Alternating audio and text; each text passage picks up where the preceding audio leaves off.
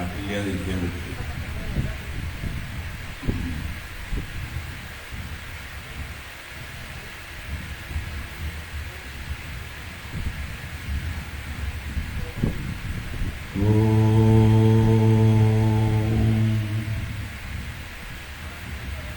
ശുക്ലാംബരധരം വിഷ്ണും ശശിവർണം ചതുർഭുജം പ്രസന്നവദനം ധ്യായേത് സർവവിഘ്നോപശാന്തയേ.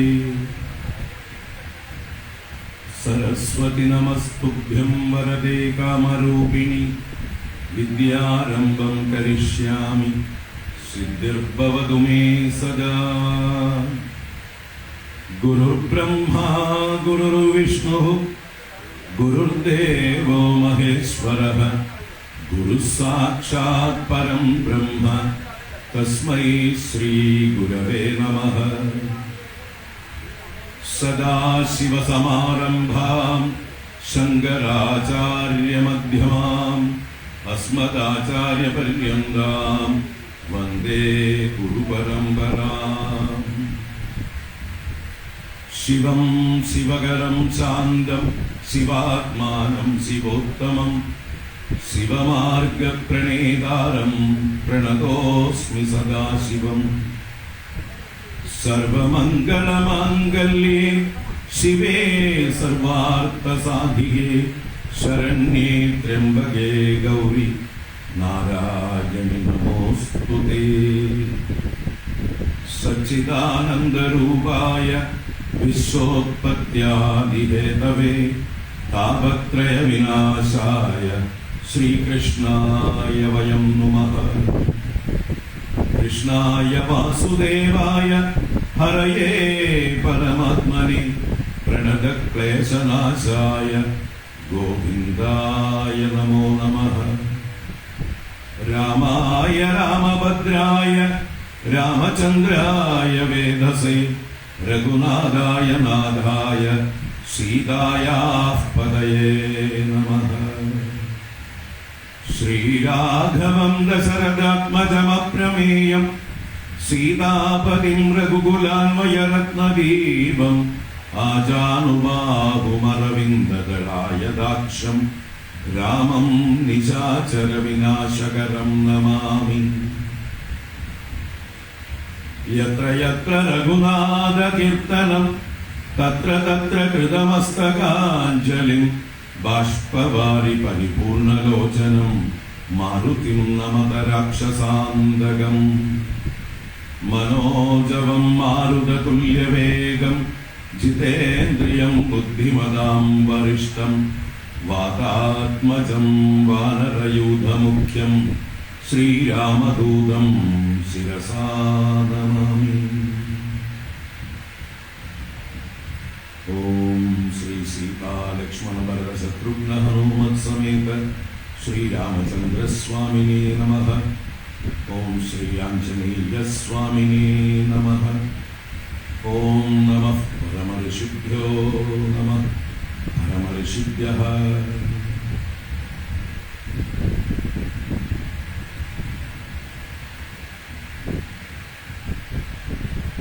ഹരി ഓം. എല്ലാവർക്കും നമസ്കാരം. എല്ലാവർക്കും ശുഭസായാഹ്നം, സുസ്വാഗതം.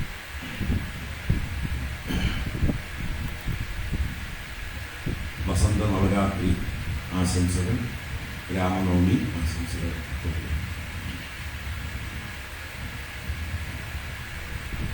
കോട്ടക്കകം ആഞ്ജനേയ സേവാ സമിതി നേതൃത്വത്തിൽ ആഞ്ജനേയ ക്ഷേത്രത്തിൽ വർഷം തോറും നടന്നു വരുന്ന ശ്രീരാമനവമി ആഘോഷങ്ങൾ കഴിഞ്ഞ 2 വർഷം മുടങ്ങിപ്പോയി.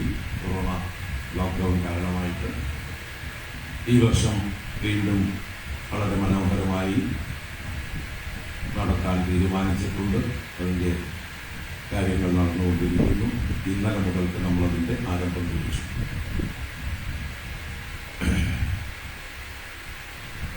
വൈകുന്നേരങ്ങളിൽ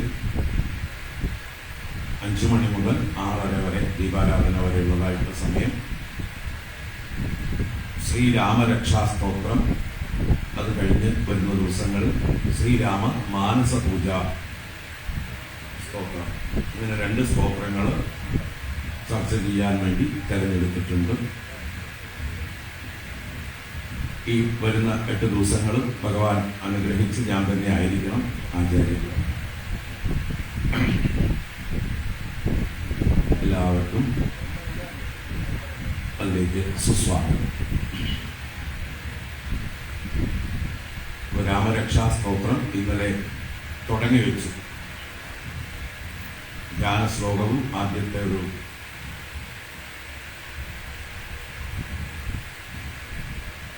3.5 ശ്ലോകം പറഞ്ഞു തുടങ്ങിയിട്ടുണ്ട്.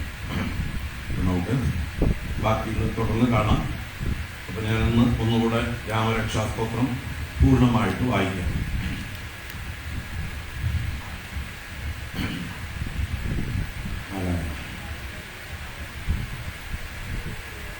രാമരക്ഷാ സ്തോത്രം വായിക്കാം. പുസ്തകമുള്ളവർ നോക്കിയിരുന്നോളൂ.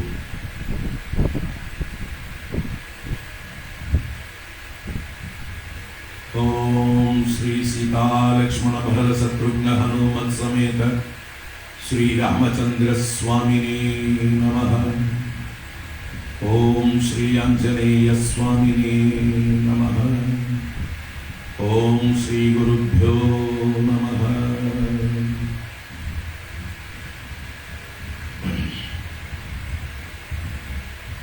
ഓം അസ്യ ശ്രീരാമരക്ഷാ സ്തോത്രമന്ത്രസ്യ ബുധകൗശിക ഋഷിഃ ശ്രീ സീതാരാമചന്ദ്രോ ദേവതാ അനുഷ്ഠുപ്ഛന്ദഃ സീതാശക്തിഃ ശ്രീമാൻ ഹനുമാൻ കീലകം ശ്രീരാമചന്ദ്ര പ്രീത്യർത്ഥേ രാമരക്ഷാ സ്തോത്ര ജപേ വിനിയോഗഃ.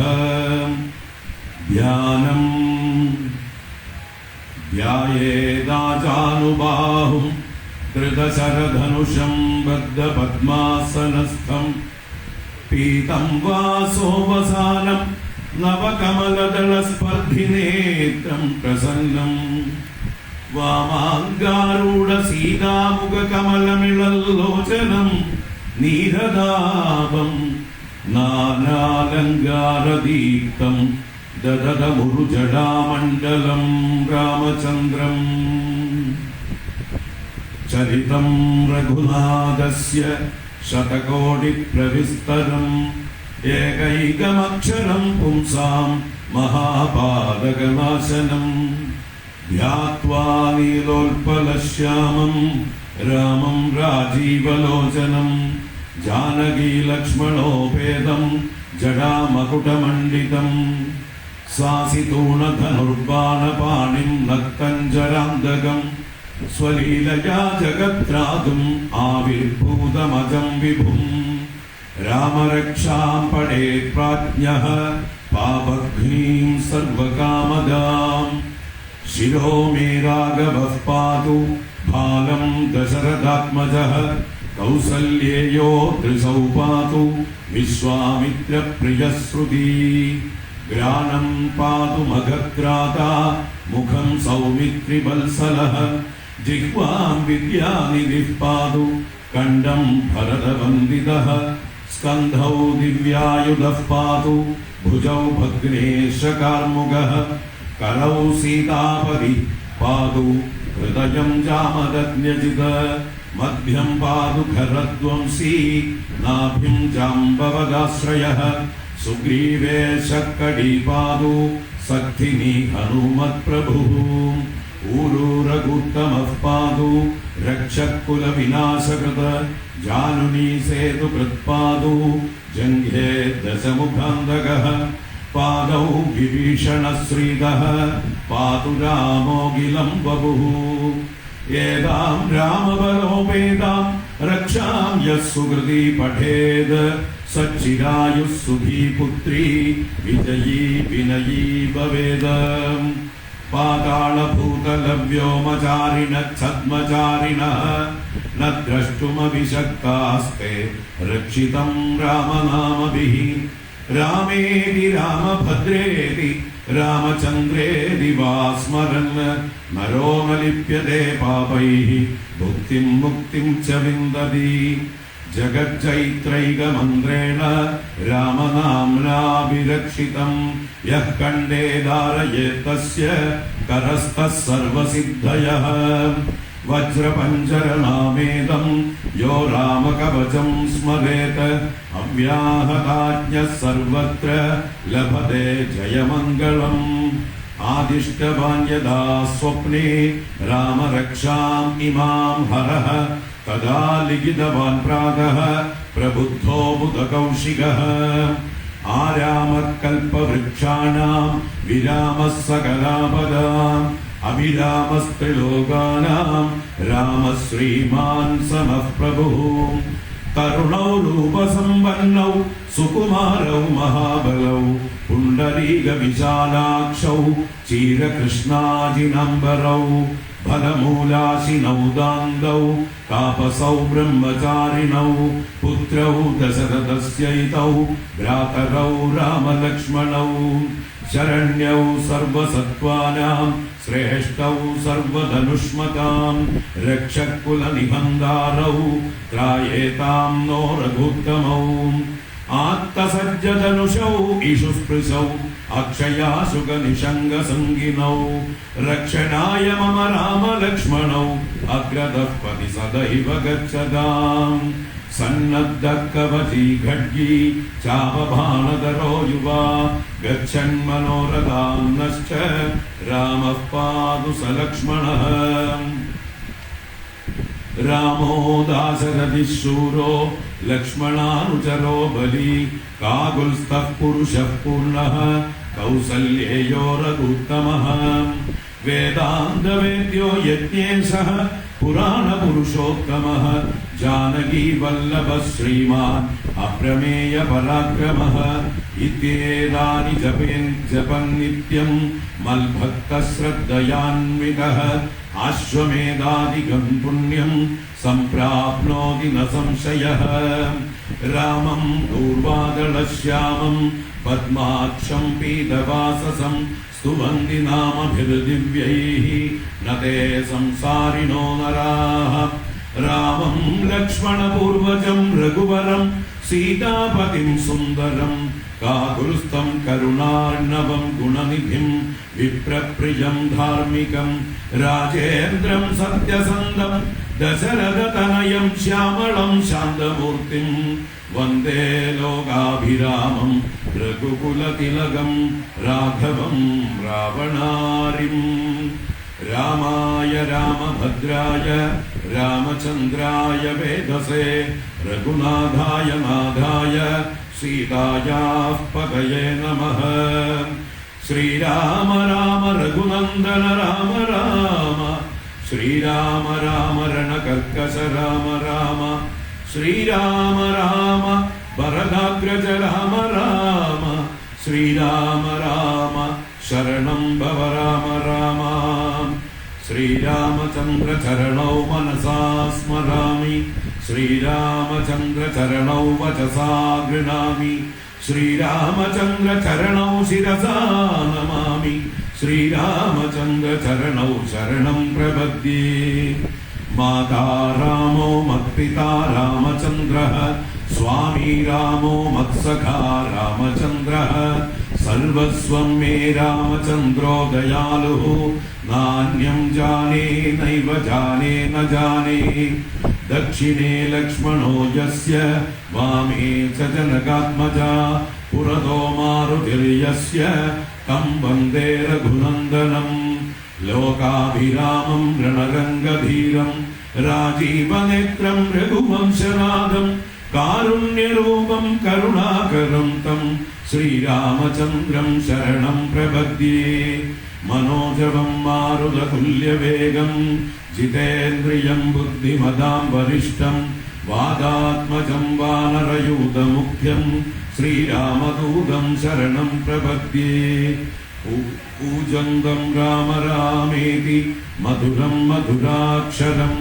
आरुह्य कविताशाखां वन्दे वाल्मीकिकोकिलम् आपदामपहर्तारं दातारं सर्वसम्पदां लोकाभिरामं श्रीरामं भूयो भूयो नमाम्यहम् വർജനം ഭവബീജാനാം അർജനം സുഖസമ്പദാം കർജനം യമദൂതാനാം രാമ രാമേതി ഗർജനം രാമോ രാജമണി സദാ വിജയതേ രാമം രമേശം ഭജേ രാമേണാമിഹദാ നിശാചരതമോ രാമായ തസ്മൈ നമഃ രാമാന്നാസ്തി പരായണം പരതരം രാമസ്യ ദാസോസ്മ്യഹം രാമേ ചിത്തലയഃ സദാ ഭവതു മേ ഭോ രാമ മാമുദ്ധര രാമ രാമേതി രാമേതി രമേ രാമേ മനോരമേ സഹസ്രനാമ തത്തുല്യം രാമനാമ വരാനനേ ശ്രീരാമ രാമ രാമേതി രമേ രാമേ മനോരമേ സഹസ്രനാമ തത്തുല്യം രാമനാമ വരാനനേ ശ്രീരാമ രാമ രാമേതി രമേ രാമേ മനോരമേ സഹസ്രനാമ തത്തുല്യം രാമനാമ വരാനനേ ഇതി ശ്രീഭൂതകൗശിക മുനി വിരചിതം ശ്രീരാമരക്ഷാസ്തോത്രം സമ്പൂർണം.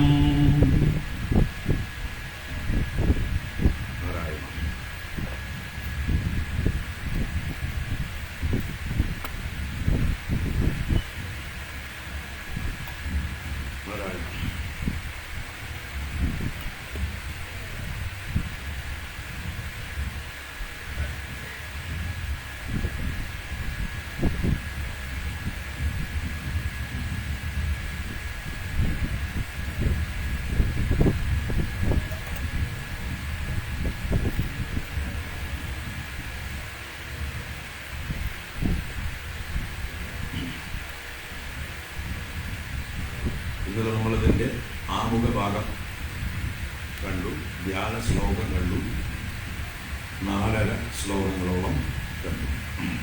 അതുകൂടെ ഒന്ന് ഓർമ്മിപ്പിക്കാം, എന്നുവെച്ചാൽ പുതിയ ആളുകളും വന്നിട്ടുണ്ട്. ഇതിൽ ആദ്യ ഭാഗം നമ്മൾ വായിച്ചത് വിനിയോഗം. അതിൻ്റെ ഒരു ഓർഡർ ഒന്ന് മാറ്റാനുണ്ട്. അതിൽ എങ്ങനെ വരണമെന്ന് വെച്ചാൽ ഓം അസ്യ ശ്രീരാമരക്ഷാസ്തോത്രമന്ത്രസ്യ ഉദകൗശിക ഋഷിഃ, പിന്നെ വരേണ്ടത് അനുഷ്ഠുപ് ഛന്ദഃ ശ്രീ സീതാരാമചന്ദ്രോ ദേവത. നിങ്ങളുടെ ബുക്കിൽ എങ്ങനെയാ ക്രമം? ആദ്യം ശ്രീരാമചന്ദ്രോ ദേവത എന്ന് കഴിഞ്ഞിട്ടാണ് പിന്നെ ഛന്ദസ് വരുന്നത് അല്ലേ? സാധാരണ ഋഷി ഛന്ദസ് ദേവത, ആ ക്രമത്തിൽ വേണം വരാനായിട്ട്. ഇങ്ങനെയാണ് ന്യാസം ചെയ്യുക, ഋഷി ഛന്ദസ് ദേവത. അപ്പം മോടുന്ന് താഴേക്ക് വരുന്ന ക്രമത്തിലാണ് വരേണ്ടത്. അല്ലാതെ ഋഷി പിന്നെ ദേവത പിന്നെ ഛന്ദസ്സിലേക്ക് അല്ല പോകുക. അപ്പൊ എന്തോ ഒരു മിസ്റ്റേക്ക് എവിടെയോ പറ്റിയതാണ്.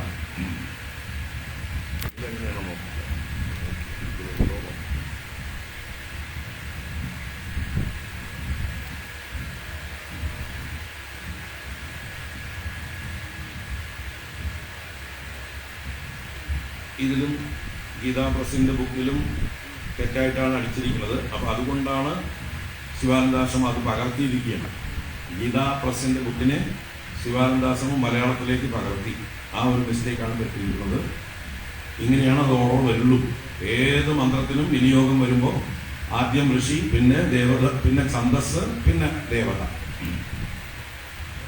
അപ്പൊ അങ്ങനെ ഒന്ന് തിരുത്തി ചൊല്ലാം. നമുക്ക് തിരിച്ച് ചൊല്ലണം. ആദ്യം ഋഷി, പിന്നെ ദേവത, പിന്നെ ഋഷി, ഛന്ദസ്, ദേവത.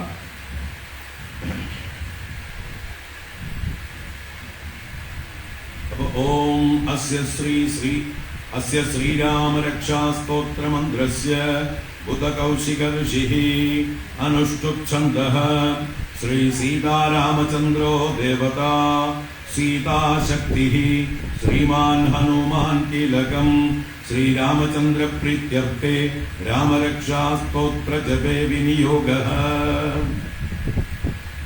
അങ്ങനെയാക്കി ചൊല്ലാം. ഒരു ദോഷവും അതുകൊണ്ട് വരില്ല. സ്വാമി ഗ്യാരണ്ടി. പുസ്തകത്തിൽ മിസ്റ്റേക്ക് പറ്റിയാൽ നമുക്ക് തിരുത്തേണ്ടതുണ്ട്. പുസ്തകം അടിക്കുന്നവർ ചിലപ്പോൾ എല്ലാം അറിഞ്ഞവരായിക്കൊള്ളണമെന്നില്ല.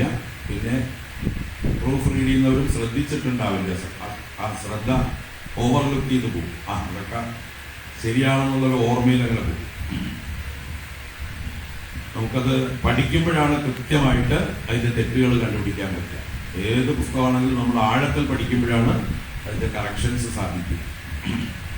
മറ്റൊരു യാന്ത്രികമായിട്ട് അങ്ങനെ പോകും, അതുകൊണ്ട് അറിയില്ലല്ലോ.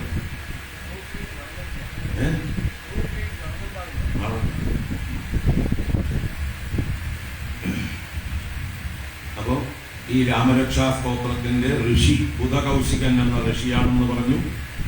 അനുഷ്ടുപ് ഛന്ദസ്സാണ്, 8 അക്ഷരം വീതമുള്ള 4 വരികൾ, 32 അക്ഷരം വന്നാൽ അനുഷ്ടുപ് ഛന്ദസ്സായി. ആ ക്രമത്തിൽ തന്നെയാണ്. അതുപോലെ ഇതിലെ ഉപാസ്യ ദേവത സീതാസമേതനായ രാമചന്ദ്ര പ്രഭുവാണ്. ഈ മന്ത്രത്തിന്റെ ശക്തി എന്ന് പറയുന്നത് സാക്ഷാൽ പരാശക്തി തന്നെയായ സീതാദേവി ആണ്. ഇതിനെ കാവലിരിക്കുന്ന കാവൽക്കാരൻ, ഇതിനെ പ്രൊട്ടക്ട് ചെയ്യുന്ന ആള് ശ്രീ ഹനുമാൻ സ്വാമിയാണ്. ഈ മന്ത്രത്തിന്റെ അനുഗ്രഹം നമുക്ക് ലഭിക്കാനായിക്കൊണ്ട് കീലക രൂപത്തിൽ, കീലകമെന്നാൽ ബോൾട്ട്, പൂട്ട് എന്നൊക്കെ അർത്ഥമാണ്. അപ്പോ പൂട്ടിട്ട് കാവലിരിക്കുകയാണ് ആര്? ആഞ്ജനേയ സ്വാമി, സെക്യൂരിറ്റി ഗാർഡായിട്ട്, ഈ മന്ത്രത്തിന്റെ ഫലസിദ്ധിക്കായിക്കൊണ്ട്. അപ്പൊ ഇത്രയും ആശയങ്ങൾ നമ്മൾ ഈ ജപത്തിന് മുമ്പ് ഓർക്കേണ്ടതാണ്. കാരണം ഇവരുടെയൊക്കെ അനുഗ്രഹത്തിന് വേണ്ടിയിട്ട്. പിന്നീട് ആ വനവാസിയായ ശ്രീരാമചന്ദ്ര പ്രഭുവിനെ സീതാസമേതനായി ധ്യാനിച്ചു. അതാണ് ധ്യാന ശ്ലോകം. ധ്യായേ ദാജാനുബാഹും ധൃതശരധനുഷം ബദ്ധപദ്മാസനസ്ഥം പീതം വാസോവസാനം കമലദള സ്പർദ്ധിനേത്രം പ്രസന്നം വാമാങ്കാരൂഢ സീതാമുഖ കമലമിളല്ലോചനം നീരതാപം നാനാലങ്കാര ദീപ്തം ദദതം ഒരു ജടാമണ്ഡലം രാമചന്ദ്രം. അപ്പൊ ആദ്യം പറഞ്ഞ ധ്യായേതും അവസാനം പറഞ്ഞ രാമചന്ദ്രവും കൂടിയിട്ട് ഒരു വാചകമായി രാമചന്ദ്രം ധ്യായേ, രാമചന്ദ്രനെ ധ്യാനിക്കണം എന്നാണ് ഉപദേശം, ഗുരു ഉപദേശമാണ്. അപ്പൊ നമ്മളത് ചൊല്ലുമ്പോൾ രാമചന്ദ്രനെ ഞാൻ ധ്യാനിക്കുന്നു എന്ന ഭാവത്തിൽ ചൊല്ലുകയാണ്. ഞാൻ രാമചന്ദ്രനെ ധ്യാനിക്കുന്നു. അപ്പൊ ആ രാമചന്ദ്രനെ വിശേഷിപ്പിക്കുന്ന വിശേഷണങ്ങളാണ് ബാക്കി പദങ്ങളൊക്കെ. എന്തൊക്കെയായിരുന്നു? ആജാനുബാഹും, എന്തായിരുന്നു? കാൽമുട്ട് വരെ നീണ്ടുകിടക്കുന്ന കൈകളോട് കൂടിയവൻ എന്നർത്ഥം. ജാനുപര്യന്തം, ബാഹുവോട് കൂടിയവൻ. ബാഹു കൈകളാണ്, ജാനു കാൽമുട്ടാണ്. അപ്പൊ ആജാനുബാഹു, ജാനുപര്യന്തം കൈകളോട് കൂടിയവൻ. പിന്നെ ധൃത ശരധനുഷം, വില്ലും അമ്പും കയ്യിൽ ധരിച്ചവനും. ബദ്ധ പദ്മാസനസ്ഥം, പദ്മാസനം ബന്ധിച്ച് ഇരിക്കുന്നവനും. പീതം വാസോവസാനം, മഞ്ഞപ്പട്ട് ധരിച്ചിരിക്കുന്നവനും. നവകമലദള സ്പർദ്ധിനേത്രം, നല്ല വികസിച്ചു വരുന്ന പുതിയ താമര ഇതളിനോട് മത്സരിക്കുന്ന കണ്ണോട് കൂടിയവനും. പ്രസന്നം, എപ്പോഴും പ്ലസന്റായി ശാന്ത ഗംഭീരനായിരിക്കുന്നവനും. വാമാങ്കാരൂഢ സീതാമുഖ കമലമിളല്ലോചനം, ആ രാമന്റെ ലോചനം എങ്ങനെയുണ്ട്? തന്റെ ഇടത് തുടയിലിരിക്കുന്നതായിട്ടുള്ള സീതാദേവിയുടെ മുഖത്തേക്ക് നോക്കിക്കൊണ്ടിരിക്കുന്ന കണ്ണോടുകൂടിയവനും. നീലതാഭം, മേഘം പോലെയുള്ള കാന്തിയോട് കൂടിയവനും, നീലവർണ്ണത്തോട് കൂടിയവനും. നാനാലങ്കാര ദീപ്തം ദദതം ഒരു ജടാമണ്ഡലം. വനവാസിയായതുകൊണ്ട് ജടാമണ്ഡലം ധരിച്ചുകൊണ്ടുള്ള രാമനാണ്.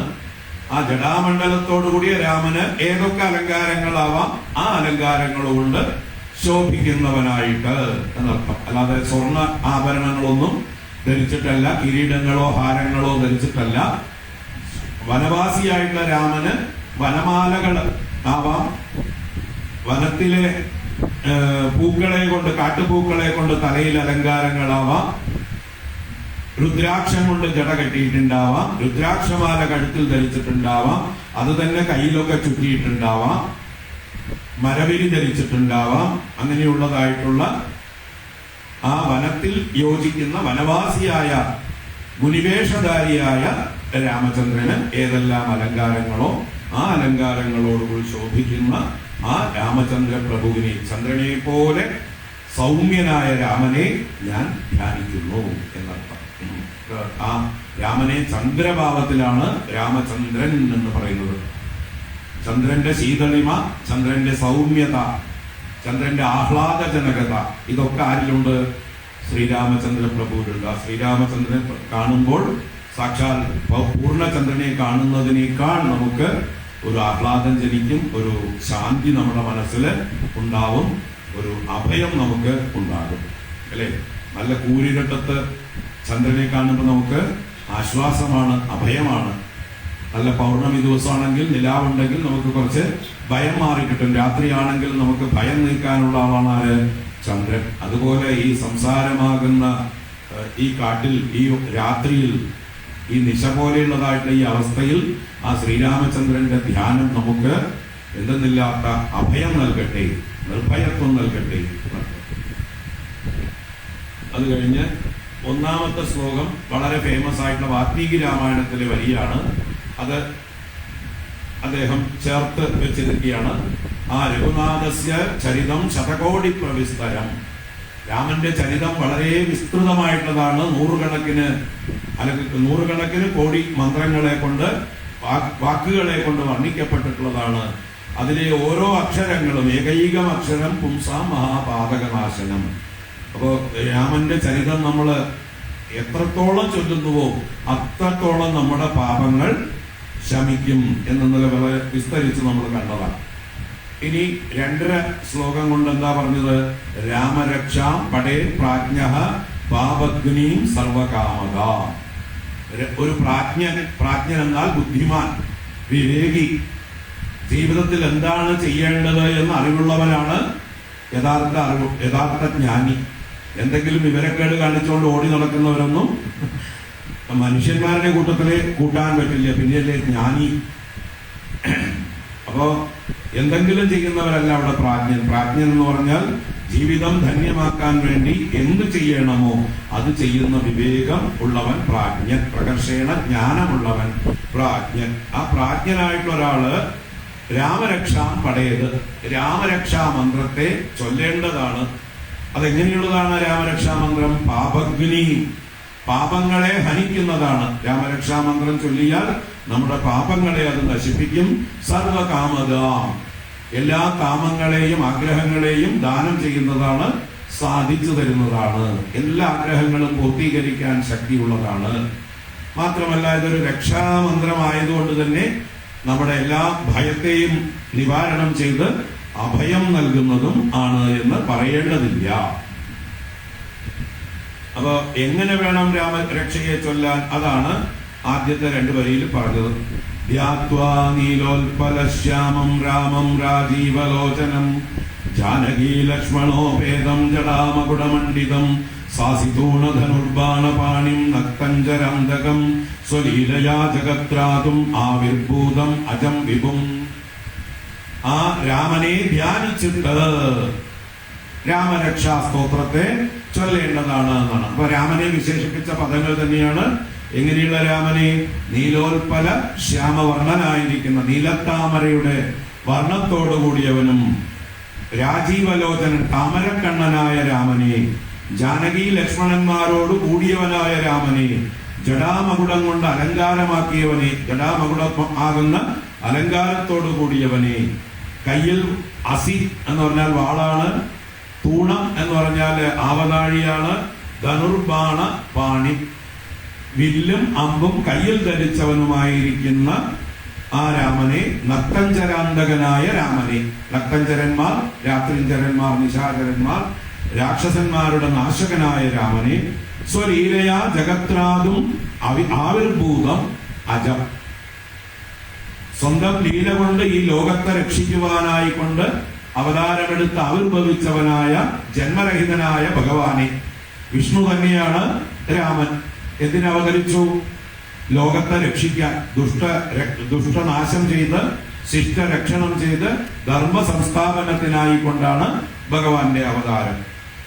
അപ്പോ സ്വലീലയാ ജഗത്രാതും ആവിർഭൂതം അജം, ജന്മരഹിതനായ ഭഗവാനെ, വിഭും സർവശക്തനായ ഭഗവാനെ ധ്യാനിച്ചിട്ട് രാമരക്ഷാ സ്തോത്രം ചൊല്ലണം. അപ്പൊ രാമരക്ഷാ സ്തോത്രം യാന്ത്രികമായി ചൊല്ലാനല്ല പറയണത്.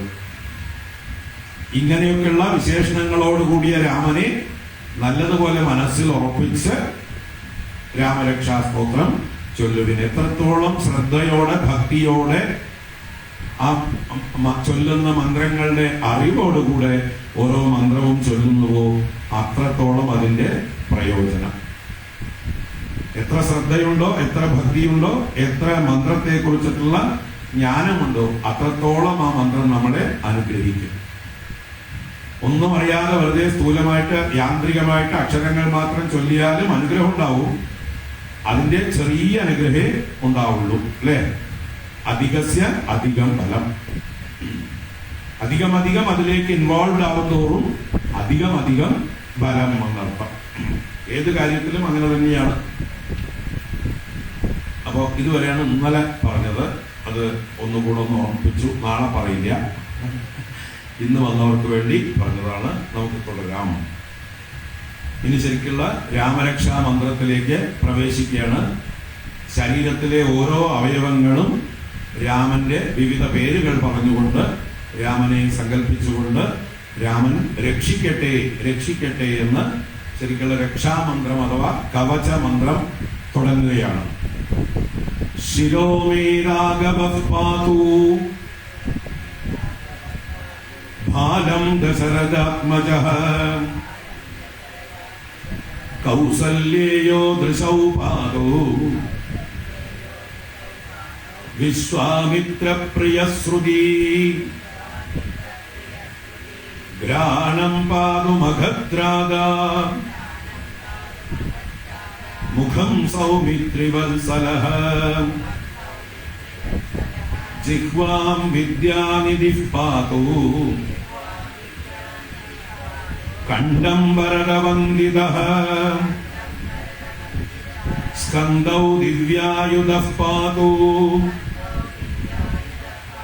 ഭുജൗ ഭഗ്നേശകാർമുകഃ കരൗ സീതാപതിഃ പാതു. പാദൗ പ്രിന്റിംഗ് മിസ്റ്റേക്ക് ഉണ്ടാവും. പാതു എന്നാക്കണത്. പാതു പാതു എന്ന് പറഞ്ഞാൽ രക്ഷിക്കട്ടെ എന്നുള്ള അർത്ഥത്തിലാണ്. മറ്റത് പാദൗ എന്നുള്ളതോടെ കയറി വന്നിരിക്കുകയാണ്, തെറ്റാണത്. പാതു രക്ഷിക്കട്ടെ, പാലിക്കട്ടെ എന്നാണ് പാതു. കരൗ സീതാപതിഃ പാതു ഹൃദയം ജാമദഗ്ന്യജിത് മധ്യം പാതു ഖരധ്വംസി നാഭിം ജാംബവദാശ്രയഃ സുഗ്രീവേശഃ കടീപാദോ സക്തിനീ ഹനുമൽ പ്രഭുഃ ഊരോ രഘുത്തമഃ പാതു രക്ഷകുലവിനാശകൃത ജാനുനീ സേതുകൃത്പാദോ ജംഘേ ദശമുഖാന്തകഃ പാദൗ വിഭീഷണശ്രീദഃ പാതു രാമോഖിലം വപുഃ ഏതാം രാമബലോപേതാം രക്ഷാം യഃ സുകൃതി പഠേത സചിരായുഃ സുഖീ പുത്രീ വിജയീ വിനയീ ഭവേത്.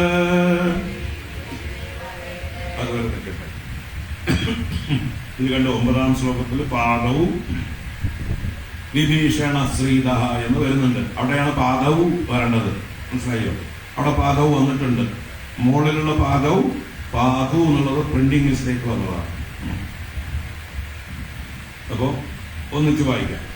ശിരോ മേ രാഘവഃ പാതു ബാലം ദശരഥാത്മജഃ കൗസല്യേയോ ദൃശൗ പാതു വിശ്വാമിത്രപ്രിയശ്രുതി ഗ്രാണം പാതു ഭഗത്രാദാ മുഖം സൗമിത്രിവത്സലഃ ജിഹ്വാം വിദ്യാനിധിഃ പാതു കണ്ഠം ഭരതവന്ദിതഃ സ്കന്ദൗ ദിവ്യായുധഃ പാതു ഭുജൗ ഭഗ്നേശകാർമുകഃ കരൗ സീതാപതിഃ പാതു ഹൃദയം ജാമദഗ്ന്യജിത് മദ്യം പാതു ഖരധ്വംസി നാഭിം ജാംബവദാശ്രയഃ സുഗ്രീവേശ കടീപാതു സക്തിനീ ഹനുമൽ പ്രഭു ഊരോ രഘുത്തമഃ പാതു രക്ഷകുല വിനാശകൃത് ജാനുനീ സേതുകൃത് പാതു ജംഗേ ദശമുഖാന്തകഃ പാദൗ വിഭീഷണ ശ്രീദഃ പാതു രാമോഖിലം വപുഃ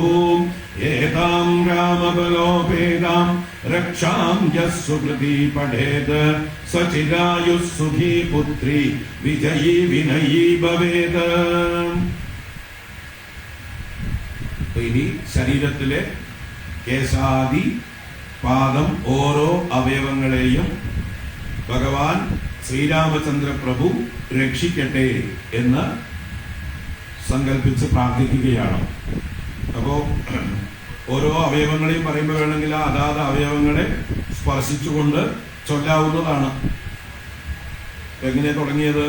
ശിരോമേ രാഘവ പാതു പാതുപാലം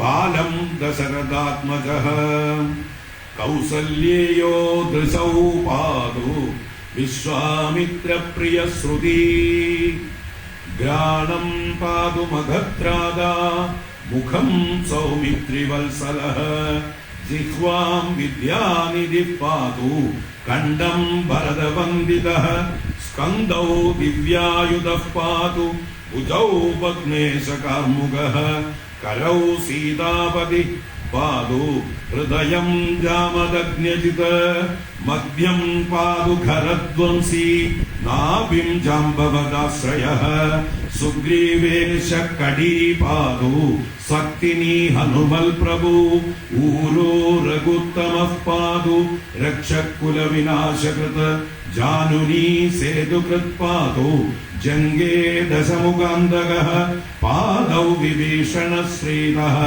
പാതു രാമോഖിലം വപൂ. പുസ്തകം കയ്യിലില്ലെങ്കിൽ രണ്ട് കൈ കൊണ്ടും ഓരോ അവയവങ്ങളെ സ്പർശിച്ചുകൊണ്ട് ന്യാസം ചെയ്തുകൊണ്ട് ചൊല്ലാവുന്ന മന്ത്രമാണ് എന്ന് പറയും.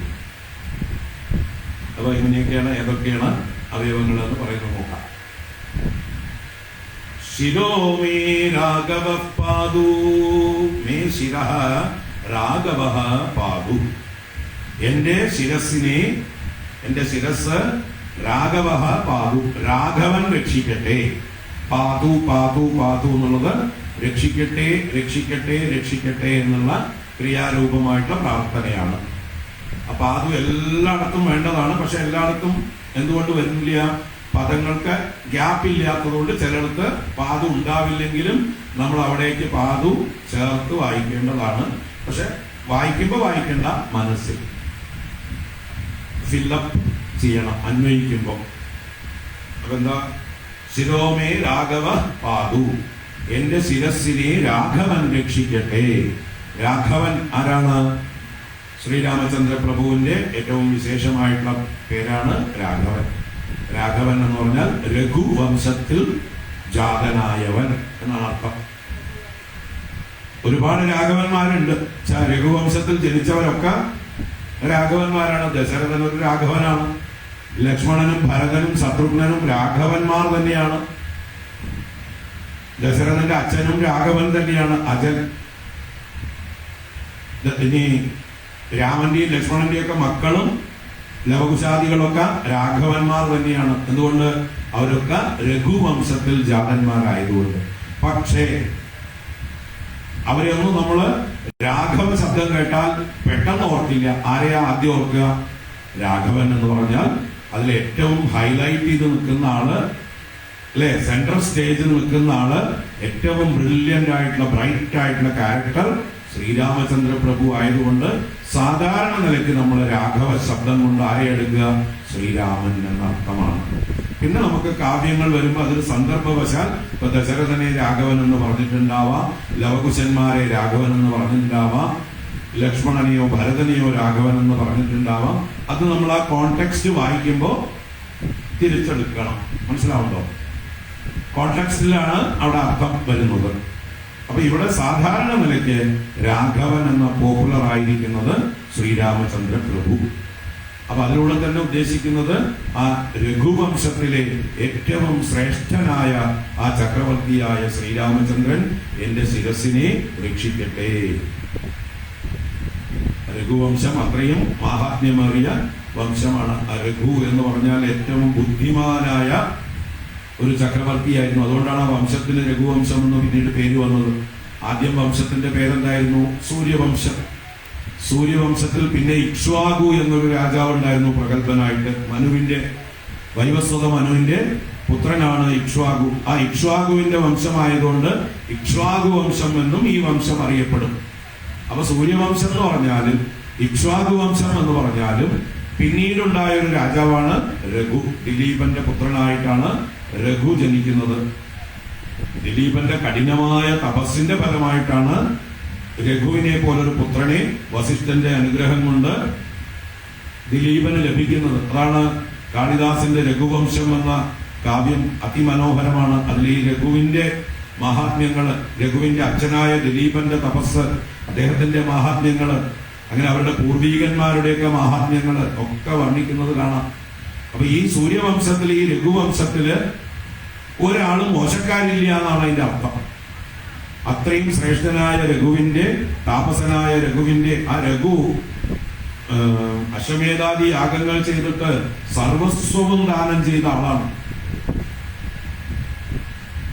എല്ലാം ബ്രാഹ്മണർക്കായിക്കൊണ്ട് ദാനം ചെയ്തതാണ്. പിന്നീട് അദ്ദേഹം തന്റെ കൈക്കരുത്തുകൊണ്ട് പിന്നെയും എല്ലാം ആർജിച്ചു. ആ ചക്രവർത്തി പദം നിലനിർത്തി. അപ്പൊ അങ്ങനെ ശക്തനായിട്ടൊരു ചക്രവർത്തിയാണ് രഘു. ആ രഘുവിനെ ഓർമ്മിക്കുന്നൂടെ രാഘവ ശബ്ദം, രാഘവന്റെ നാമം പറയുമ്പോൾ. നീ രാമനെ കാകുൽസ്ഥൻ എന്ന് പറയും അല്ലേ? അതും വംശത്തിൽ നിന്ന് വന്നതാണ്. കകുൽസ്ഥന്റെ വംശത്തിൽ വന്നതുകൊണ്ട് കാകുൽസ്ഥൻ. രഘുവിനും ശേഷം വന്നിട്ടുള്ള ഒരു രാജാവാണ്, രഘുവിന് മുമ്പേയുള്ള രാജാവാണ് കകുൽസ്ഥൻ. ആ കകുൽസ്ഥന്റെ പരമ്പര കാകുൽസ്ഥ പരമ്പര. അതിനെന്താ അങ്ങനെ പേര് വരാൻ കാരണം? കകുൽസ്ഥന് കകുൽസ്ഥൻ എന്ന് പേര് വരാൻ കാരണം ദേവന്മാര് എപ്പോഴും അസുരന്മാരുടെ ആക്രമണം ഭയന്നിട്ട് ഈ ഇക്ഷ്വാകു വംശത്തെ, സൂര്യവംശത്തിലുള്ള രാജാക്കന്മാരെ അഭയം പ്രാപിക്കും. അപ്പൊ അതിലൂടെ തന്നെ എന്താ തെളിയുന്നത്?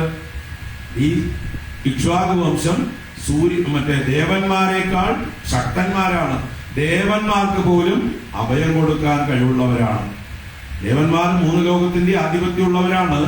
പക്ഷെ അവർക്ക് ഒരാപത്ത് വരുമ്പോ അവര് ഭൂമിയുടെ മാത്രം അധിപന്മാരായിട്ടുള്ള രാജാക്കന്മാരായിട്ടുള്ള ഈ സൂര്യവംശ ജാതന്മാരായ രാജാക്കന്മാരെ ആശ്രയിക്കുന്നു. അപ്പൊ അങ്ങനെ എല്ലാ കാലത്തും ഉണ്ടായിട്ടുണ്ട്. ദശരഥൻ അതുപോലെയാണല്ലോ ദേവന്മാരെ സഹായിക്കാൻ പോയത്.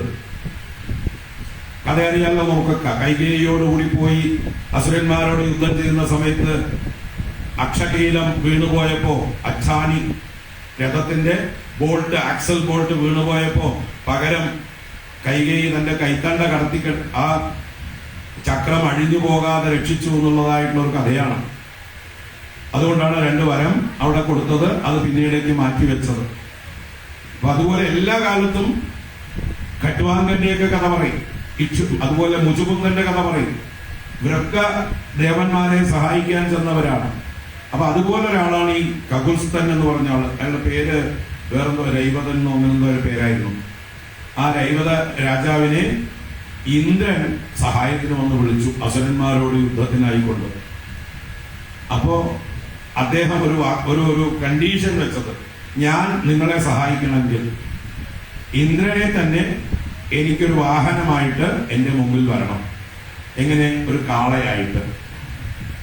അപ്പൊ ഇന്ദ്രനെ തന്നെ ഒരു കാളയാക്കി വാഹനമാക്കിയിട്ട് അതിന്റെ മുതുകത്ത് കയറിയിരുന്നവനാണ് ആര്? ഈ രൈവതൻ എന്ന് പറഞ്ഞ രാജാവ്. അതുകൊണ്ടാണ് അദ്ദേഹത്തിന് കകുൽസ്ഥൻ എന്ന് പേര് വന്നത്. എന്താ കകുൽസ്ഥൻ? കകുത്ത് എന്ന് പറഞ്ഞാല് ആ കാളയുടെ മുതുകത്തുള്ള പൂഞ്ഞ എന്നാണ് അർത്ഥം. കാളയ്ക്ക് കകുത്മാൻ എന്ന പേര്. എന്തുകൊണ്ട്? പൂഞ്ഞയുള്ളവൻ. കകുത്മാൻ എന്ന് പറഞ്ഞാല് പൂഞ്ഞയുള്ളവൻ. ഹനുമാൻ എന്താ പേര് വന്നിരിക്കണ? വലിയ താടിയുള്ളവൻ. ഹനു വലുതായവൻ ഹനുമാൻ. അതുപോലെ പൂഞ്ഞ വലുതായവൻ കാള, കകുത്മാൻ. അപ്പൊ കകുത്മാൻ എന്നത് കാളയ്ക്ക് പേരാണ്. കകുത്ത് എന്ന് പറഞ്ഞത് കാളയുടെ മുതുകത്തെ പൂഞ്ഞയാണ്. അതിന്റെ പുറത്ത് കയറിയിരുന്നവൻ കകുത്മി അല്ലെങ്കിൽ കകുൽസ്ഥൻ. ആ കകുൽസ്ഥന്റെ വംശത്തിൽ പിറന്നവർ കാകുൽസ്ഥന്മാര്. ശ്രീരാമനെ കാകുൽസ്ഥൻ കാകുൽസ്ഥൻ എന്ന് രാമായണത്തിൽ പലതവണ കാണാം. അപ്പൊ അത് എന്തിനെ സൂചിപ്പിക്കുന്നു?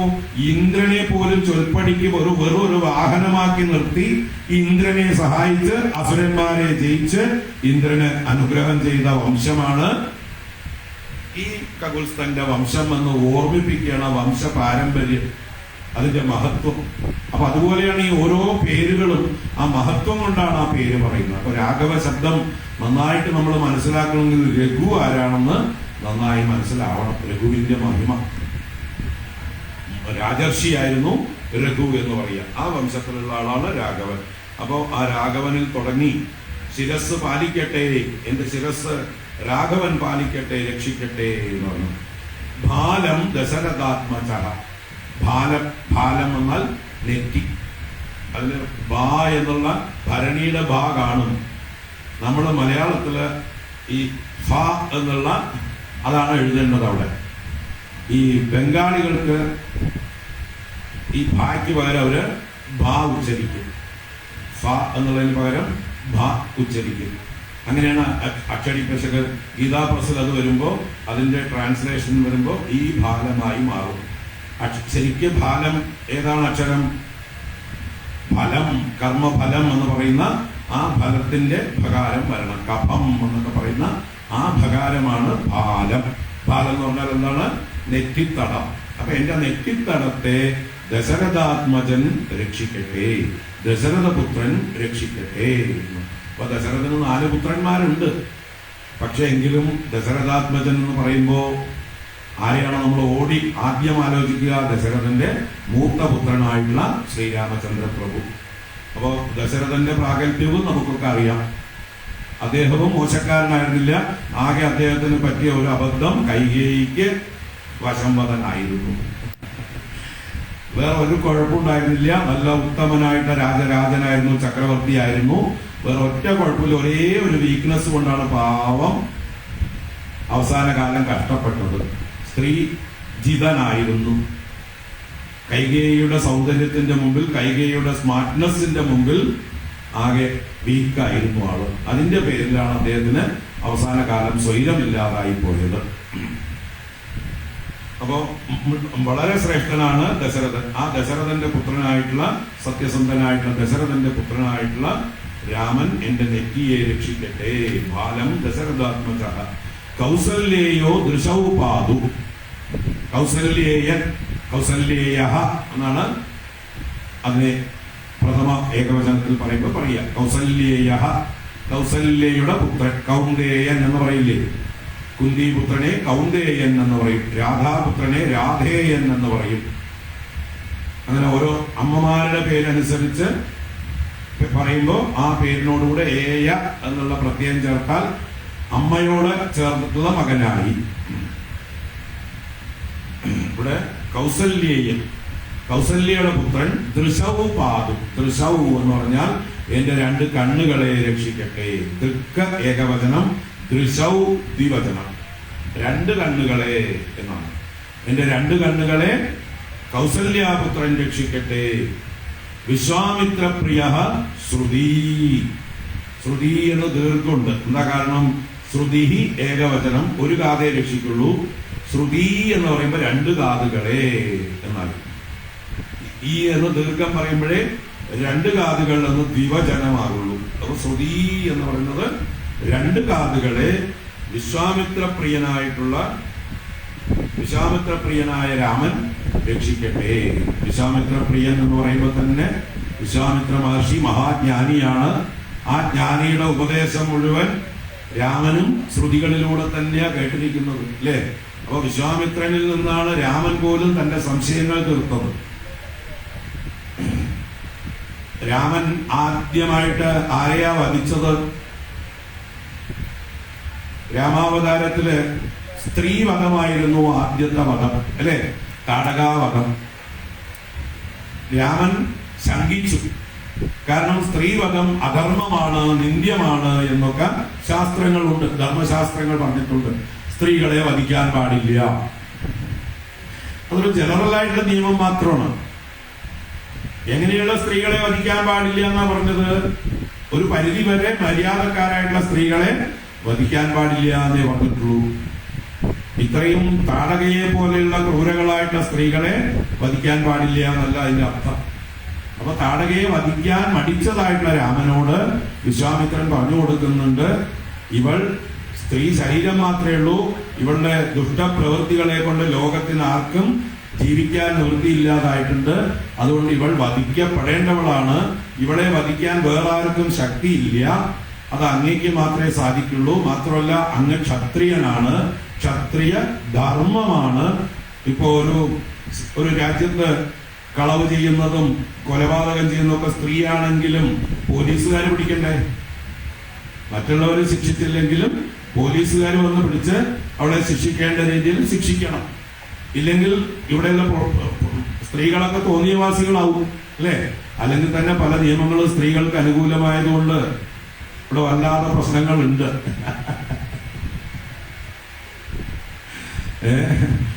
ഭർത്താക്കന്മാർ പീഡിതരായിട്ട് ഒരുപാട് അസോസിയേഷൻ ഉണ്ട് പല ഭാഗത്തും. പീഡിതരായ ഭർത്താക്കന്മാരുടെ സംഘടനകളുണ്ട്. കാരണം കള്ളക്കേസുകൾ കൊടുത്തിട്ടും ഇല്ലാത്ത പീഡനങ്ങൾ ഉണ്ടെന്ന് പറഞ്ഞിട്ടും എങ്ങനെയൊക്കെയോ ഭർത്താക്കന്മാരെ ഉപദ്രവിക്കുന്ന മനസാക്ഷിയില്ലാത്ത ക്രൂരകളായിട്ടുള്ള സ്ത്രീകളും ധാരാളമുണ്ട്. അപ്പൊ അങ്ങനെയുള്ളവരെയൊക്കെ നിലയ്ക്ക് നിർത്തണ്ടേ, വേണ്ടേ? അപ്പൊ അതിനുള്ള നിയമങ്ങളും വേണം. അപ്പൊ ഇവിടെ ആ താടക എന്ന ക്രൂരയായിട്ടുള്ള ലോകത്തിൽ തന്നെ ഹാനി ഉണ്ടാക്കിക്കൊണ്ടിരുന്നതായിട്ടുള്ള അവൾ രാക്ഷസി സ്ത്രീയാണെങ്കിൽ പോലും അവൾ കൊല്ലപ്പെടേണ്ടവളാണ്, വധിക്കപ്പെടേണ്ടവളാണെന്ന് ശാസ്ത്രങ്ങൾ ഉദ്ധരിച്ചുകൊണ്ട് ഏതൊരു വിശ്വാമിത്രനാണോ ആ ശ്രീരാമസ്വാമിയുടെ സംശയം തീർത്തു കൊടുത്തത്. വസിഷ്ഠനിൽ നിന്ന് ജനറലായിട്ടുള്ള എഡ്യൂക്കേഷൻ കഴിഞ്ഞിരുന്നു, സർവ വിഷയങ്ങളിലും നല്ല നോളജ് ഉണ്ടായിരുന്നു. എങ്കിലും ചില സന്ദർഭങ്ങൾ വരുമ്പോഴാണ് നമുക്ക് സ്പെഷ്യലായിട്ടുള്ള എഡ്യൂക്കേഷൻ സാധിക്കുക. ആ സ്പെഷ്യലായിട്ടുള്ള വിദ്യാഭ്യാസം ആര് കൊടുത്തു? വിശ്വാമിത്രൻ കൊടുത്തു. അപ്പൊ ആ വിശ്വാമിത്ര പ്രിയനായ രാമൻ, വിശ്വാമിത്രനിൽ നിന്ന് അറിവ് നേടിയ രാമൻ നമ്മുടെ ശ്രുതികളെ, നമ്മുടെ ചെവികളെ രക്ഷിക്കട്ടെ, രണ്ട് കാതുകളെ രക്ഷിക്കട്ടെ എന്ന് പറയുമ്പോ നമുക്ക് നമ്മുടെ ചെവികളിലൂടെ ധർമ്മം മാത്രം, ജ്ഞാനം മാത്രം ശ്രവിക്കുമാറാകട്ടെ എന്നും കൂടി അർത്ഥമാണ്.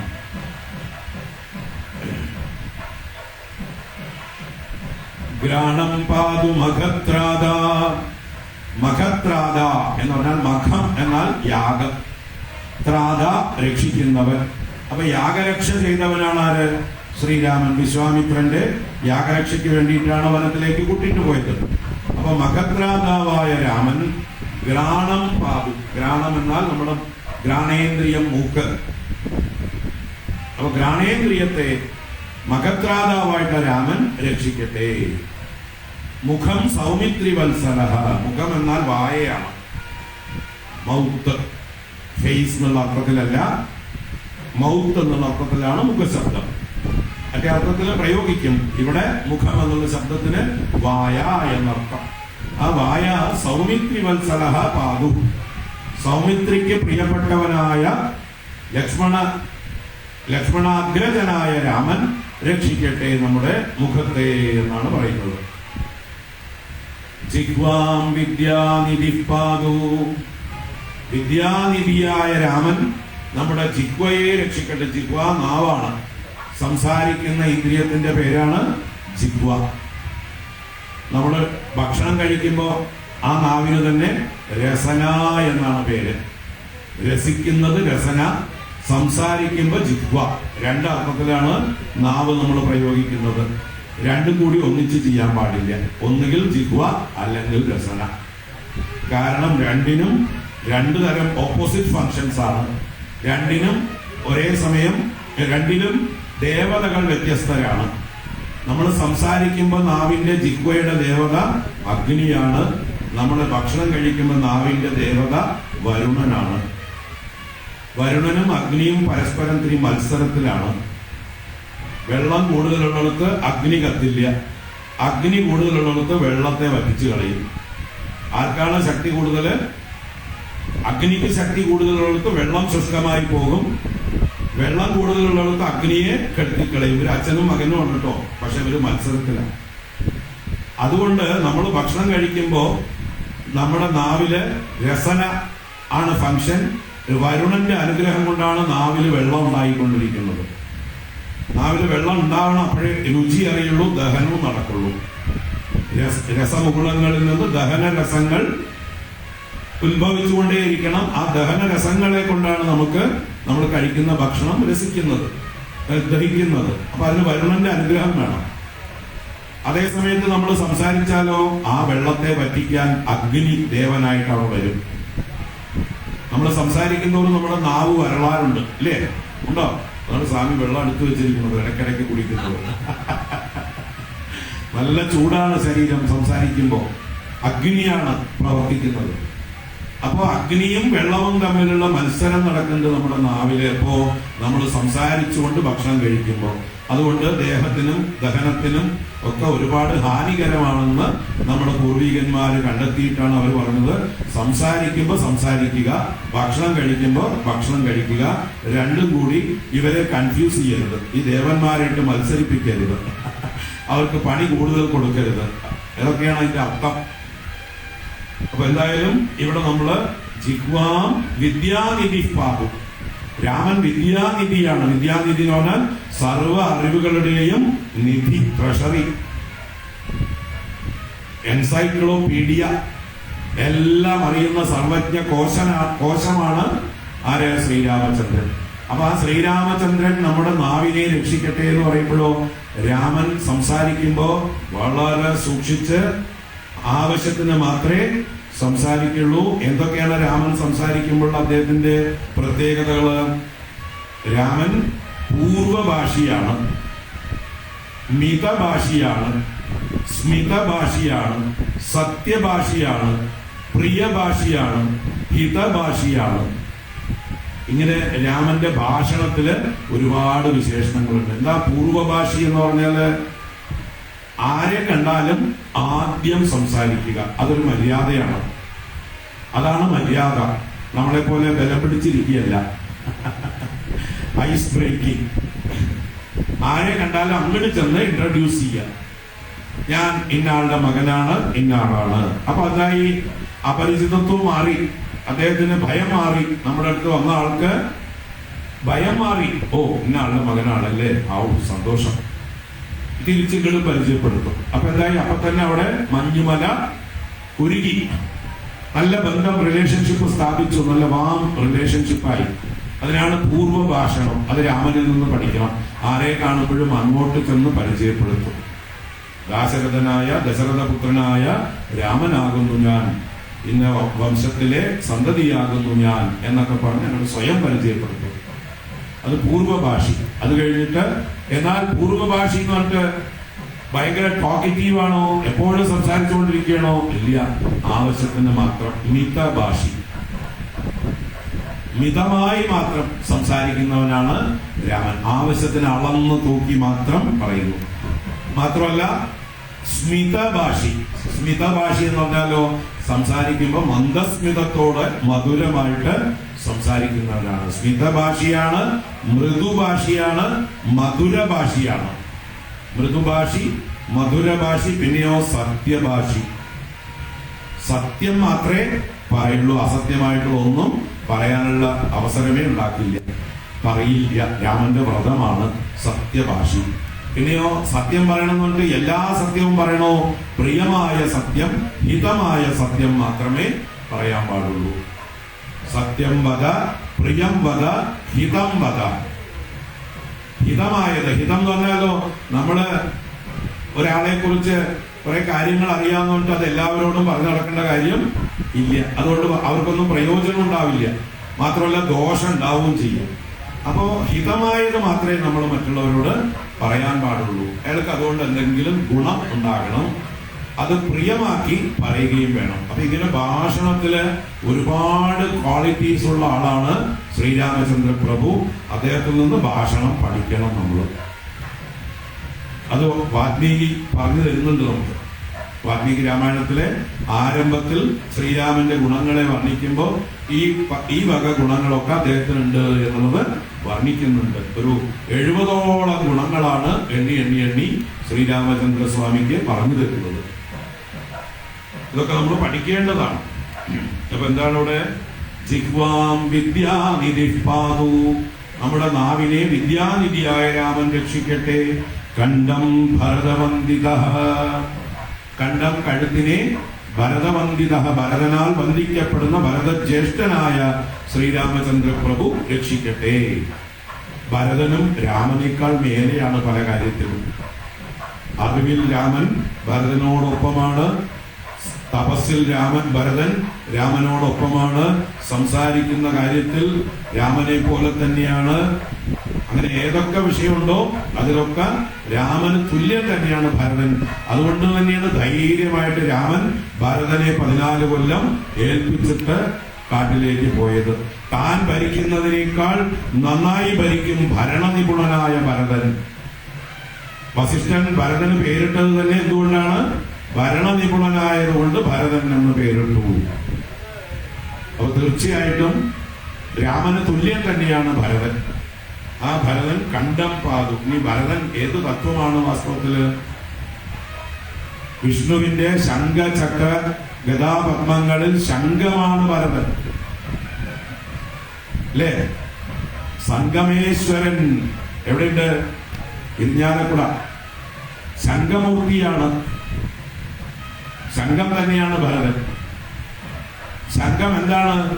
പാഞ്ചജന്യം എന്ന ശംഖം വേദസ്വരൂപമാണ്, നാദബ്രഹ്മമാണ്, അറിവിന്റെ മൂർത്തിമത് ഭാവമാണ് ഭഗവാന്റെ കയ്യിലുള്ള ആ പാഞ്ചജന്യം എന്ന ശംഖം. അപ്പൊ ആ ശംഖം തന്നെയാണ് ആര്? ഇവിടെ ഭരതൻ. അദ്ദേഹത്തിന്റെ പേര് പറഞ്ഞിട്ട് കണ്ഠം രക്ഷിക്കാൻ പറയുമ്പോ ആ പാഞ്ചജന്യം എങ്ങനെയാണോ വേദപ്പൊരുളായ ശബ്ദത്തെ, ഓങ്കാരത്തെ, പ്രണവ ശബ്ദത്തെ ലോകത്തിലേക്ക് അനുഗ്രഹമായി ഉണ്ടാക്കുന്നത്, അതുപോലെ ഭരതവന്ദിതനായ രാമന്റെ അനുഗ്രഹം കൊണ്ട് എന്റെ കണ്ഠത്തിൽ നിന്ന്, ആ പാഞ്ചജന്യത്തിൽ നിന്ന് ഉത്ഭവിക്കുന്ന പോലെയുള്ള ആ നല്ല ജ്ഞാനത്തിന്റെ ശബ്ദം ഉണ്ടാകട്ടെ. ഇങ്ങനെ ഒരുപാട് സൂക്ഷ്മമായിട്ടുള്ള കാര്യങ്ങളൊക്കെ ഇതിലുണ്ട്. വെറുതെ കണ്ഠം ഭരതവന്ദിതൻ രക്ഷിക്കട്ടെ എന്ന് മാത്രം പറഞ്ഞു പോലെ ഓരോ കാര്യത്തിലും അങ്ങനെ ചിന്തിക്കാനുണ്ട്. സ്കന്ദൗ ദിവ്യായുധപാതു, ദിവ്യായുധൻ എന്ന് ഭഗവാന്റെ പേരാണ്. ദിവ്യങ്ങളായ ആയുധങ്ങളെ കയ്യിൽ ധരിച്ചിരിക്കുന്നവൻ. ശ്രീരാമന്റെ അസ്ത്രങ്ങള് ബ്രഹ്മാസ്ത്രം മുതൽക്ക് താഴോട്ടുള്ള, അല്ലെങ്കിൽ സുദർശനാസ്ത്രം, ഗരുഡാസ്ത്രം, ആഗ്നേയാസ്ത്രം, വരുണാസ്ത്രം, വായവ്യാസ്ത്രം, ഇങ്ങനെ നാഗാസ്ത്രം, ഇങ്ങനെ ഏതെല്ലാം ദിവ്യാസ്ത്രങ്ങളുണ്ടോ എല്ലാ അസ്ത്രങ്ങളിലും എക്സ്പേർട്ടാണ് ആര്? രാമൻ. അതൊക്കെ അദ്ദേഹത്തിന്റെ കയ്യിൽ സ്റ്റോക്ക് ഉണ്ട്. അതുകൊണ്ട് ദിവ്യായുധനായ രാമൻ നമ്മുടെ സ്കന്ധങ്ങളെ രക്ഷിക്കട്ടെ. സ്കന്ധങ്ങൾ 2 അതുകൊണ്ട് സ്കന്ധൗ എന്ന് പറഞ്ഞു. 2 സ്കന്ധങ്ങളെ, 2 തോളുകളെ രക്ഷിക്കട്ടെ എന്നാണ്. ആ തോളുകളെ കൊണ്ട് തന്നെയാണ് ആയുധങ്ങളെ പ്രയോഗിക്കുന്നത്. തോളുകളുടെ ശക്തിയാണ് ആയുധം പ്രയോഗിക്കാൻ ഏറ്റവും മുഖ്യമായിട്ട് വേണ്ടത്. അപ്പൊ നമുക്കും ആ ദിവ്യായുധനായ രാമന്റെ ശക്തി ഉണ്ടാവട്ടെ നമ്മുടെ തോളുകൾക്ക് എന്നും കൂടി താല്പര്യം. സ്കന്ധൗ ദിവ്യായുധപാതു ഭുജൗ ഭഗ്നേശ കാർമുകഃ. ഭഗ്നേശ കാർമുകഃ രാമന്റെ പര്യായമാണ്. കാർമുകം എന്നാൽ വില്ലാണ്. ഈശ കാർമുകം എന്ന് പറഞ്ഞാലോ ഈശന്റെ വില്ല്. ആരാ ഈശൻ? മഹേശൻ. മഹേശന്റെ വില്ല് ഭഗ്നമാക്കിയവൻ ഭഗ്നേശ കാർമുകൻ. ഭഗ്നമാക്കുക, ഭഞ്ജിക്കുക, വില്ലൊടിച്ചവൻ. ഏത് വില്ല ഒടിച്ചത്? ത്രയംബകം, അല്ലേ? ത്രയംബകനെ സംബന്ധിച്ച വില്ല്. ത്രയംബകനാരാ? മുക്കണ്ണൻ. മുക്കണ്ണൻ മഹാദേവൻ. അപ്പൊ മഹാദേവന്റെ വില്ലൊടിച്ചവൻ ഭഗ്നേശ കാർമുകൻ. ആ മഹാദേവന്റെ വില്ലൊടിച്ചതായിട്ടുള്ള ആ ശ്രീരാമചന്ദ്രൻ എന്റെ ഭുജൗ, എന്റെ 2 കൈകളെ രക്ഷിക്കട്ടെ. ഭുജങ്ങൾ എന്നാൽ ആം ആണ്. നമ്മുടെ കരം എന്ന് പറയുന്നത്, ഹസ്തം, കരം എന്നൊക്കെ പറയുന്നത് ഈ ഭാഗങ്ങളാണ്. ഹാൻഡ് എന്ന് പറയുന്നത്. ഭുജം എന്ന് പറഞ്ഞാൽ അതിന്റെ മുകളിലുള്ള ഭാഗം, തോള് വരെ. ആം ആ ഭുജങ്ങൾ, അതിന് ശക്തി വേണം. എന്നാലേ എന്ത് പൊട്ടിക്കാൻ പറ്റുള്ളൂ? ത്രയംബകം വില്ല് പൊട്ടിക്കാൻ പറ്റുള്ളൂ. അപ്പൊ ത്രയംബകം വില്ലൊടിച്ച രാമന്റെ കൈക്കരുത്ത് എന്റെ കൈകൾക്കും എന്റെ ഭുജങ്ങൾക്കും ഉണ്ടാകട്ടെ എന്ന് താല്പര്യം. ഭഗ്നേശകാർമുകനായ രാമൻ എന്റെ ഭുജങ്ങൾ രണ്ടിനെയും രക്ഷിക്കട്ടെ. കരൗ സീതാപതി പാദൂ. കരൗ, കരൗ എന്ന് പറഞ്ഞാല് ഹസ്തം, കൈത്തലം. ഈ എന്റെ രണ്ട് കൈത്തലങ്ങളെ സീതാപതി രക്ഷിക്കട്ടെ, സീതയുടെ ഭർത്താവ് രക്ഷിക്കട്ടെ. ആ കരതലം കൊണ്ട് തന്നെയാണ് സീതയെ ലാളിക്കുന്നത്, അല്ലെ? സീതയെ രക്ഷിക്കുന്നത്, സീതയ്ക്ക് കൈകൊടുത്തത്, വിവാഹ സമയത്ത് കൈകൊടുത്ത് സ്വീകരിച്ചു, കരദാനം ചെയ്തു.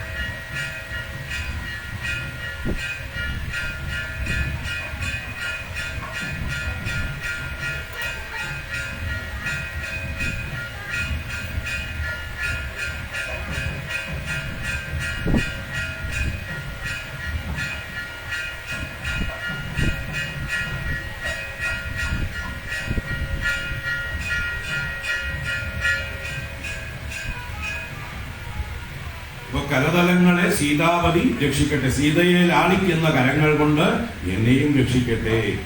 അതുപോലെ ശ്രീരാമൻ ചെയ്യുന്ന ആ പ്രവൃത്തികൾ പോലെയുള്ള പ്രവൃത്തികൾ നമ്മളും ചെയ്യുമാറാകട്ടെ.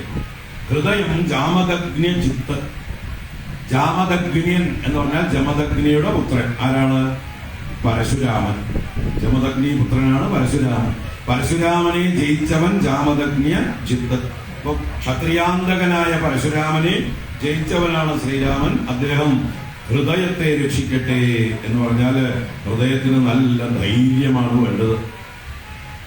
പരശുരാമനെ പോലെ 21 വട്ടം ഭൂമിയില് ക്ഷത്രിയന്മാരെ ഉന്മൂലനം ചെയ്ത ഒരാള് കൊടുങ്കാറ്റ് പോലെ, കാട്ടുതീ പോലെ പാഞ്ഞു വന്നപ്പോ ഞാൻ ഒഴിഞ്ഞുണ്ടോ രാമനി ത്രിഭുവനത്തിങ്കൽ എന്ന് പറഞ്ഞുകൊണ്ട് ഗർജിച്ചുകൊണ്ട് വന്നപ്പോ ഒരു അനക്കമില്ലാതെ, കൂസലില്ലാതെ ശാന്തഗംഭീരനായി നിന്ന രാമന്റെ ധൈര്യം, ദശരഥൻ പോലും കിടുകിടാതെ വിറച്ച് കാൽക്കൽ വീണു. അച്ഛനായ ദശരഥൻ വിറച്ചുകൊണ്ട് കാർത്തവീര്യാരേ പരിത്രാഹിമാം എന്നൊക്കെ പറഞ്ഞുകൊണ്ട് അങ്ങോട്ട് കാലിൽ വീണു. പേടിച്ചു വിറച്ചുകൊണ്ട്, ക്ഷത്രിയാന്തകനല്ലേ അങ്ങേ കണ്ടാ ഞങ്ങളൊക്കെ പേടിക്കാതിരിക്കുവോ എന്ന മട്ടിൽ ഭയപ്പെട്ടു. പക്ഷെ രാമൻ ഒരു ഭയം ഉണ്ടായില്ല. ആ രംഗത്ത് ഭയമില്ലാതിരുന്ന ഒരേ ഒരാള് ശ്രീരാമചന്ദ്ര പ്രഭു. കാരണം ക്ഷത്രിയാന്തകനാണ് വരുന്നത്.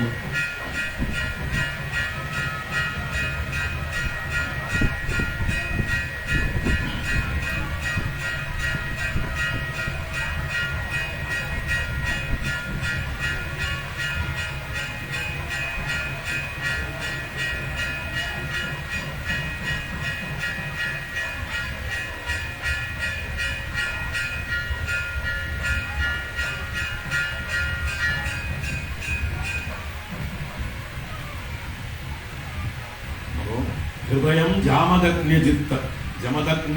ജമദഗ്നി പുത്രനായ പരശുരാമനെ ജയിച്ച ആ ശ്രീരാമചന്ദ്ര പ്രഭു എന്റെ ഹൃദയത്തെ രക്ഷിക്കട്ടെ എന്ന് പറഞ്ഞാല് എന്റെ ഹൃദയത്തിന് വേണ്ടതായിട്ടുള്ള ധൈര്യം നൽകി, നിർഭയത്വം നൽകി അനുഗ്രഹിക്കട്ടെ. മദ്യം പാതു ഖരധ്വംസി. ഖരൻ എന്ന അസുരനെ ധ്വംസിച്ചവൻ ഖരധ്വംസി. ഖരദൂഷണ തൃശിരാക്കൾ എന്ന രാവണന്റെ കസിൻ ബ്രദേഴ്സാണ്. അവരെ വധിച്ചു കളഞ്ഞതായിട്ടുള്ള ശ്രീരാമൻ എന്റെ മദ്യം പാതു. മദ്യം എന്നാൽ എന്റെ ഉദരഭാഗം, എന്റെ ഇടുപ്പിന്റെ ഭാഗം, ഇടുപ്പിന്റെ മുകളില് ഉദരഭാഗത്തിനാണ് മധ്യപ്രദേശം എന്ന് പറയുന്നത്. അപ്പൊ എന്റെ മധ്യപ്രദേശത്തെ ഖരധ്വംസി രക്ഷിക്കട്ടെ. നാഭിം ജാംബവദാശ്രയ. ജാംബവാനാൽ ആശ്രയിക്കപ്പെട്ടവനായ രാമൻ എന്റെ നാഭിയെ രക്ഷിക്കട്ടെ. നാഭി പൊക്കിൾ അല്ലെ? എന്തോ ഒരു പൊക്കിൾ ബന്ധമുണ്ട് അല്ലെ? ആരാണ് നാഭിയിൽ നിന്നുണ്ടായത്? ഭഗവാൻ ശ്രീമൻ നാരായണന്റെ നാഭിയിൽ നിന്നാണ് ബ്രഹ്മാവ്. ആ ബ്രഹ്മാവിന്റെ പുത്രനാണ് ജാമ്പവാൻ. ആ ജാമ്പവാനാൽ ആശ്രയിക്കപ്പെട്ട രാമൻ എന്റെ നാഭിയെയും രക്ഷിക്കട്ടെ എന്ന് പറഞ്ഞ് പ്രാർത്ഥിക്കണം. ആയി തോന്നുന്നു അല്ലേ? വരേണ്ടവർ വന്നു. അപ്പൊ നമുക്ക് ഇന്ന് സമർപ്പിക്കാം, നാളെ തുടരാം. ബാക്കി നാളെ കാണാം. എല്ലാവർക്കും ശുഭരാത്രി. ഓം. കായേന വാചാ മനസേന്ദ്രിയൈർവാ ബുദ്ധ്യാത്മനാ വാ പ്രകൃതേ സ്വഭാവാത് കരോമി യദ്യത് സകലം പരസ്മൈ നാരായണായേതി സമർപ്പയാമി. ഓം ശ്രീ സീതാലക്ഷ്മണ ഭരത ശത്രുഘ്ന ഹനുമൽ സമേത ശ്രീരാമചന്ദ്ര സ്വാമിനേ നമഃ. ഓം ശ്രീ ആഞ്ജനേയ സ്വാമിനേ നമഃ. ഓം ശ്രീ ഗുരുഭ്യോ നമഃ. ഹരി ഓം.